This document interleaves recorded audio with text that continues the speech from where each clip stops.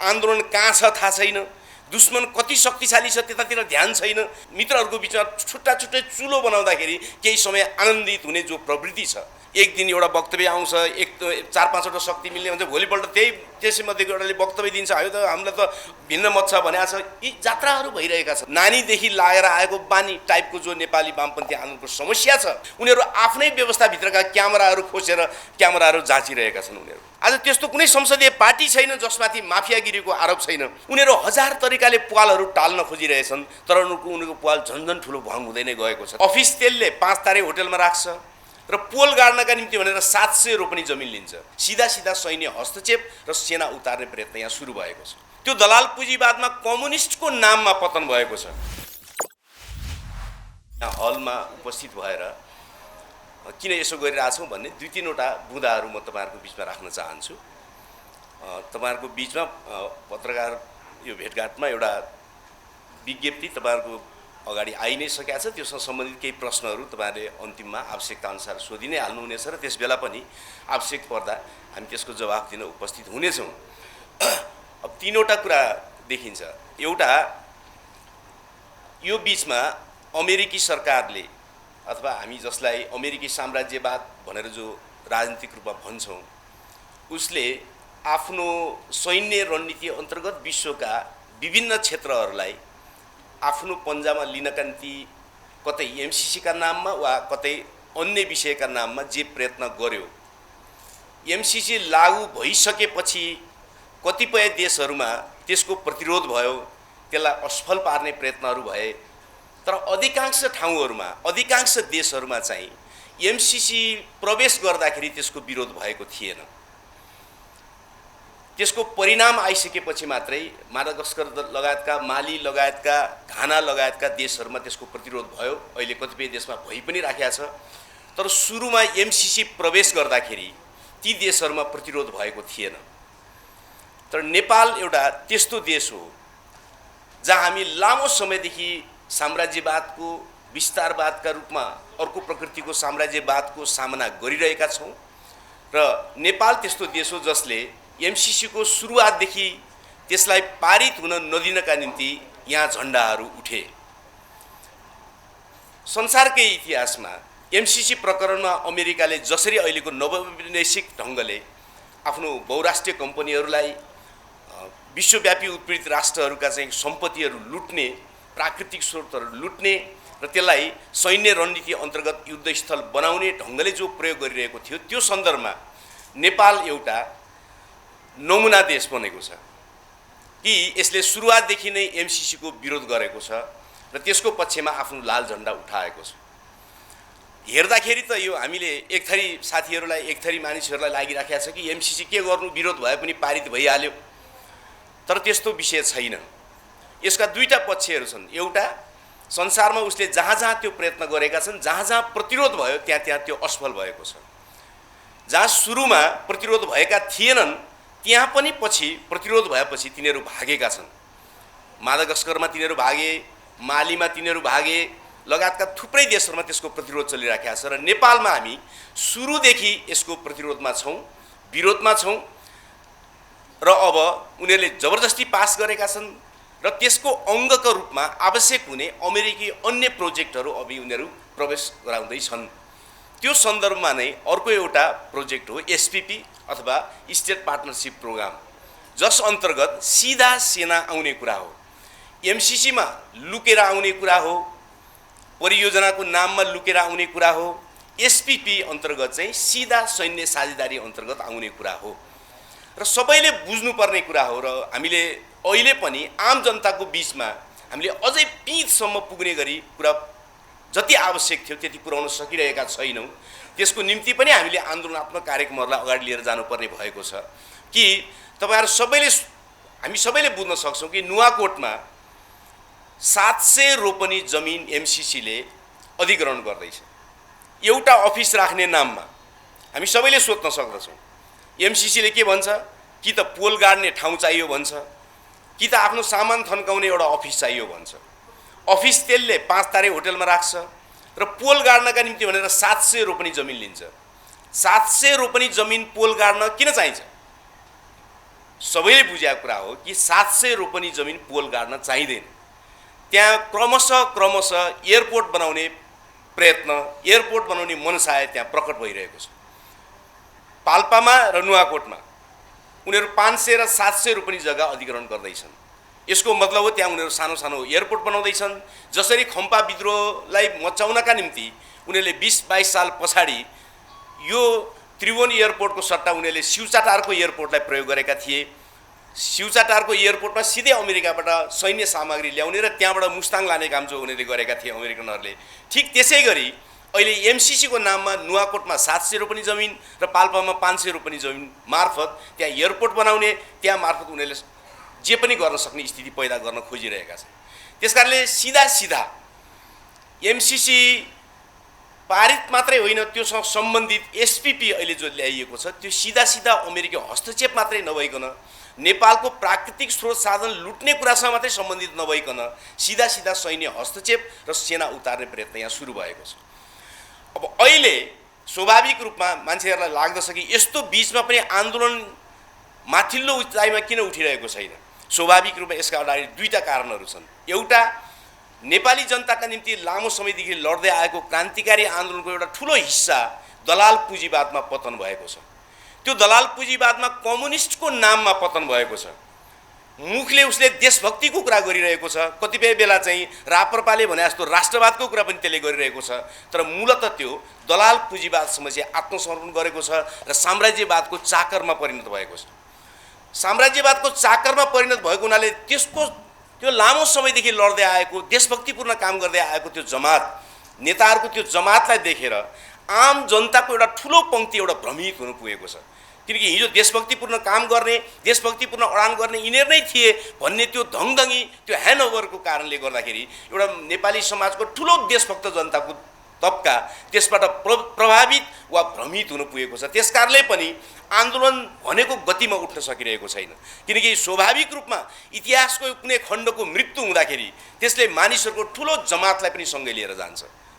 त्यो जतिसुकै हामीले चिच्याउन खोजे पनि, जतिसुकै हामीलाई मन नपरे पनि, सचेत मानिसहरूलाई मन नपरे पनि इतिहासको त्यो टुक्राले एउटा मृत्यु लिएर आउँछ।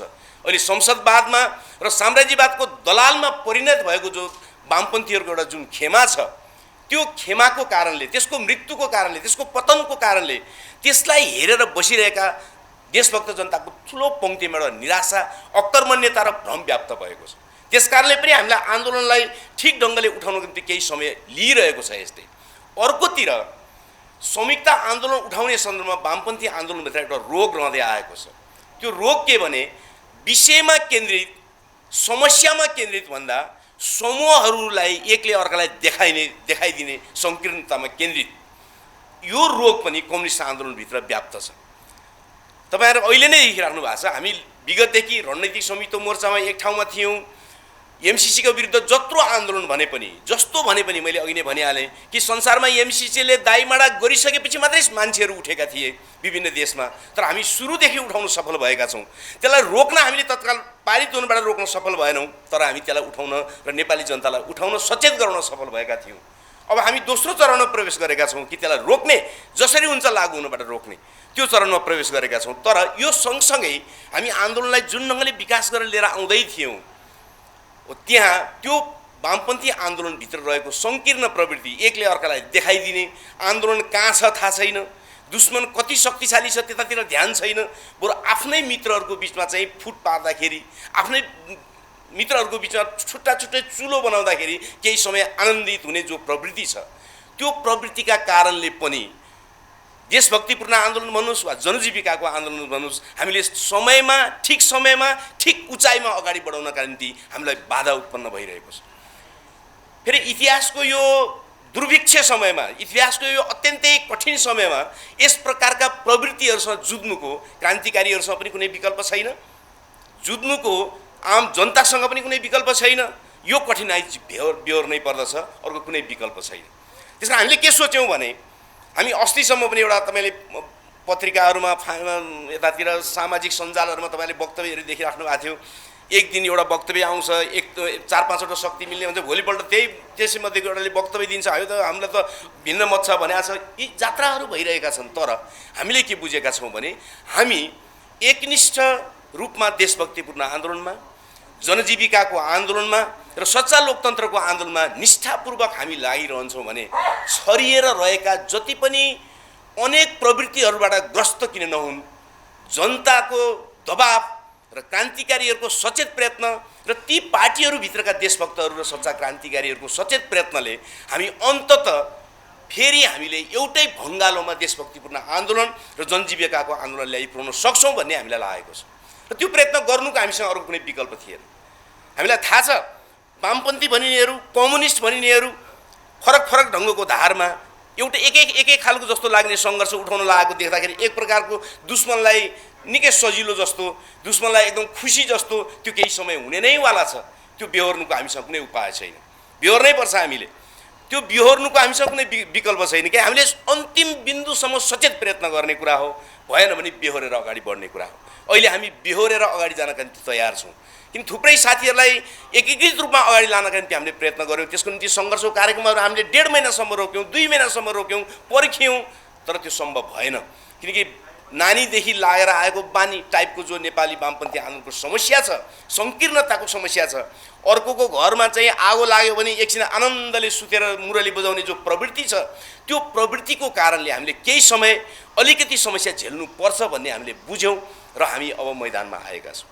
यो सबै चिजहरूलाई हामीले सडकमा लिएर नगइकन, आम जनताको बिचमा लिएर नगइकन अब भित्रभित्र 4 पार्टी 5 पार्टीको मिटिङमा मात्रै बोलेर हल हुने समस्या भएन।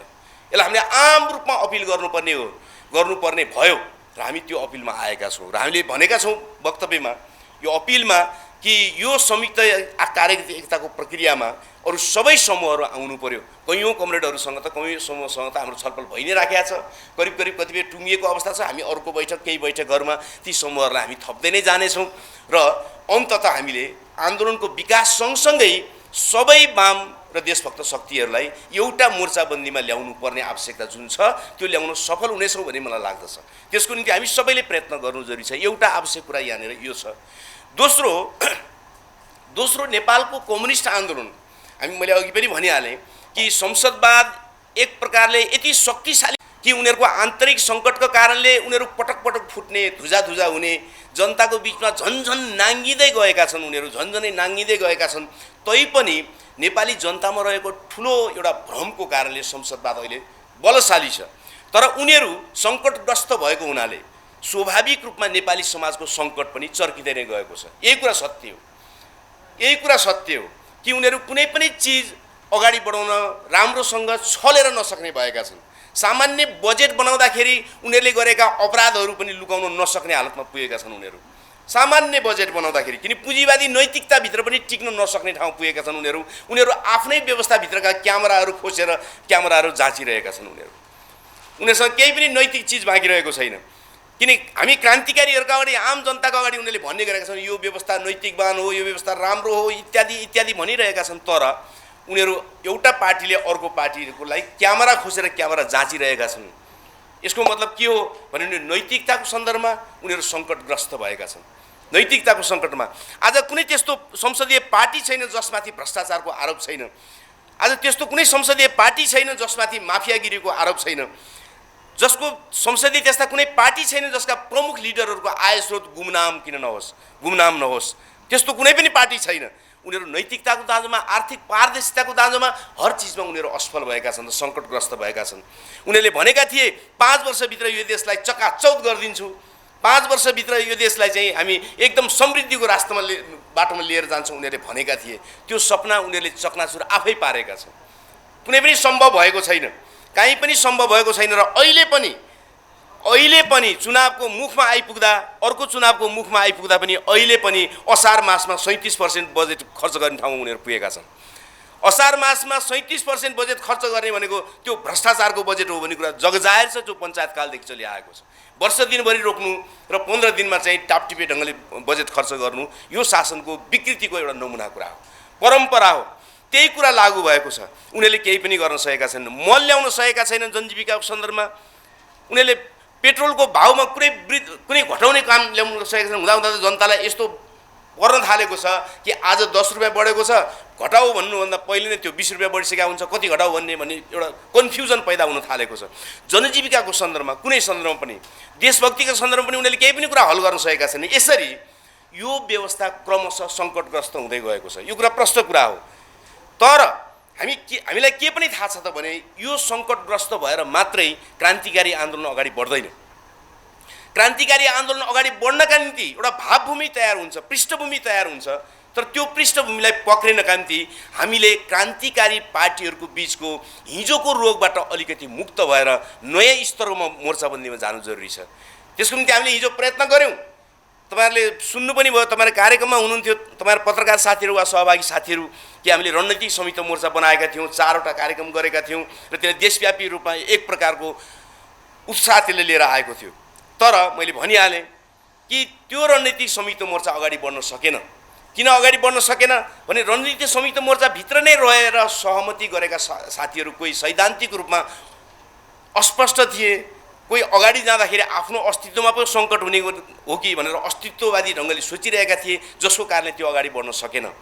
जसको सबभन्दा बढी आवश्यकता छ अहिले, किनकि पार्टी एकता तत्काल हुन सक्दैन भने त्योभन्दा महत्त्वपूर्ण कुरा अर्को हासिल गर्नुपर्ने हुन्छ। त्यो हो पार्टी एकतातिर जानका निम्ति हामीले रणनीतिक संयुक्त मोर्चा बनाउनु।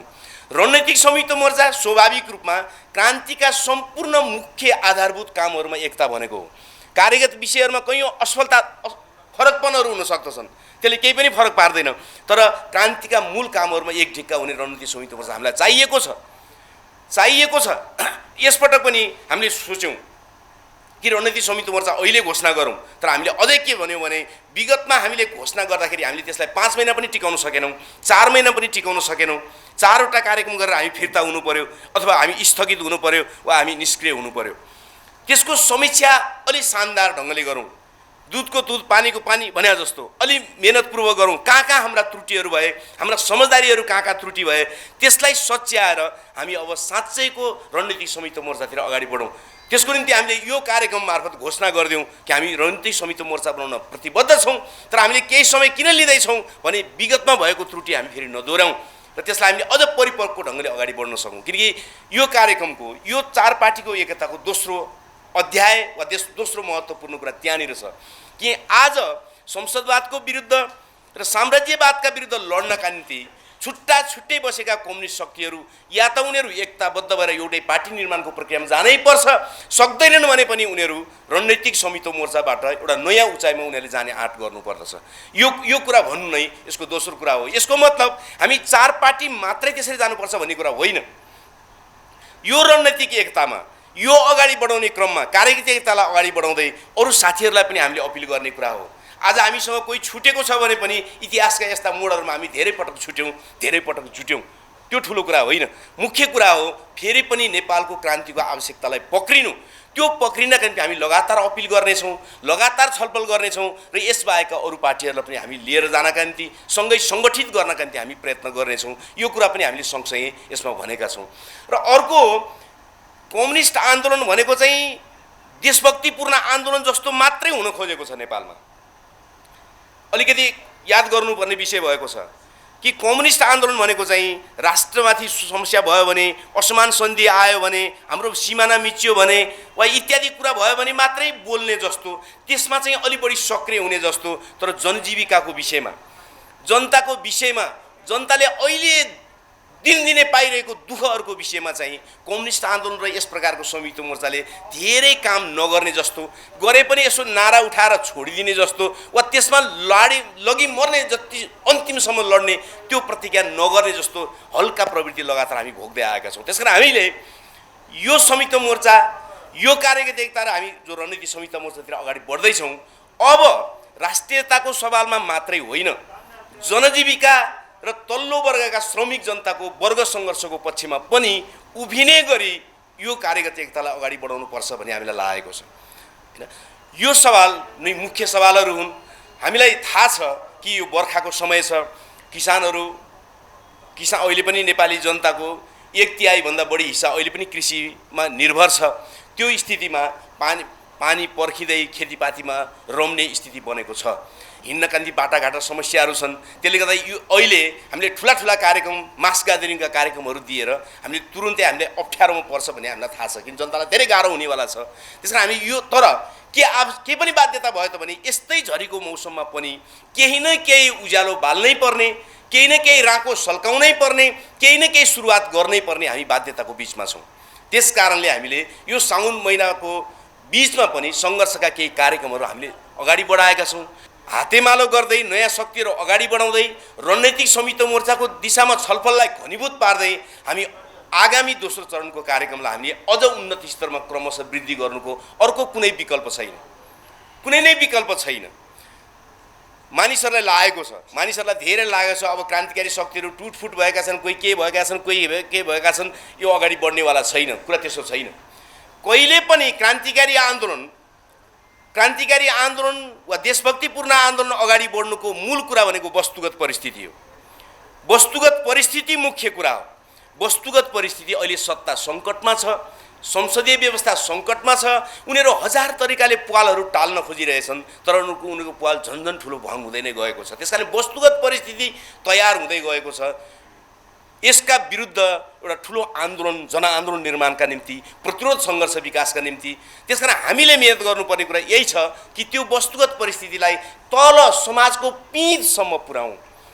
देश र जनताको विरुद्ध जो राष्ट्रघात भइराखेको छ, महँगीको जो चरम उत्पीडन गरिएको छ, त्यो सबै चिज हामीले समाजको पिँधसम्म पुर्याउने आन्दोलनलाई विकसित गर्न सक्यौँ भने स्वाभाविक रूपमा फेरि एउटा जाजल्यमान देशभक्तिपूर्ण आन्दोलन, फेरि एउटा जनजीविकाको आन्दोलन र एउटा ठुलो प्रतिरोध सङ्घर्षको विकासको चरणमा हामी पुग्नेछौँ। त्यसमा त्यहाँ पुग्नुको अर्को कुनै विकल्प छैन, त्यसतिर तपाईँहरू सबै मित्रहरूलाई म अपिल गर्न चाहन्छु। पत्रकार मित्रहरूलाई पनि हाम्रो समाचारलाई त्यही ढङ्गले प्रसारित गरिदिने अपिल गर्न चाहन्छु। र जहाँसम्म नागरिकताका विधेयक इत्यादिको सवालहरू छन्, हामीले लागेको 2-3टा कुरा छ। हामीले यो कार्यगत एकताको मोर्चाभित्र त्यस विषयमा हामी अरू विषयमा छलफल गर्दै त्यो विषयमा हामीले संयुक्त धारणा बनाउन भ्याइसकेका छैनौँ। हामी मोटामोटी एउटै ठाउँमा छौँ। त्यस्तो कुनै ठुलो हाम्रो मतभेदको कुनै कुरा छैन। हामी मूलभूत रूपमा देशभक्तहरू हौँ, त्यसमा कुनै विवादको विषय छैन। र नेपाली नागरिकहरूले नागरिकता पाउनुपर्छ, यसमा कुनै विवाद छैन। स्वाभाविक रूपमा जन्मसिद्ध नागरिकता जो वितरण गरिएको थियो विगतमा, तिनका बच्चाहरू कोही मास्टर्स पढ्न थालेका छन्, कोही तिनका बच्चाहरू ब्याचलर पढ्न थालेका छन्, तर उनीहरूको हातमा नागरिकता छैन। यदि जन्मसिद्ध नागरिकता दिँदाखेरि नै त्यहाँ गडबडी भएको छ भने त्यो प्रशासनिक कारबाहीको विषय हुनुपर्दछ, तर उनका बच्चाहरूमाथि त्यो अपराध गरिनु हुँदैन। कोही ब्याचलर गरेका छन्, केही गरेका छन्, उनीहरूको हातमा नागरिकता छैन। त्यस कारणले ती समस्याहरू समाधान हुनुपर्छ भनेर हामीले विगतदेखि भन्दै आएको कुरा हो। नागरिकताको मुद्दा जहिले पनि नेपालका महिलाहरूमाथि उत्पीडनको मुद्दा बनेको छ, विभेदको मुद्दा बनेको छ। त्यो विभेद महिलाहरूका सन्दर्भमा त्यो विभेद गरिनु हुँदैन भन्ने कुरा हाम्रो जहिले पनि आवाज रहँदै आएको छ। र नेपालको मधेसी जीवन, मधेसी समाज र मधेस जहिले पनि दक्षिणी एसियाको एउटा विशिष्ट समस्या हो। समस्या पनि नभनौँ, दक्षिणी एसियाको एउटा विशिष्ट प्रकृतिको समाज हो। भारतमा पनि मधेस भन्ने छैन, बङ्गलादेशमा पनि मधेस भन्ने छैन, नेपालमा मात्रै मधेस भन्ने छ।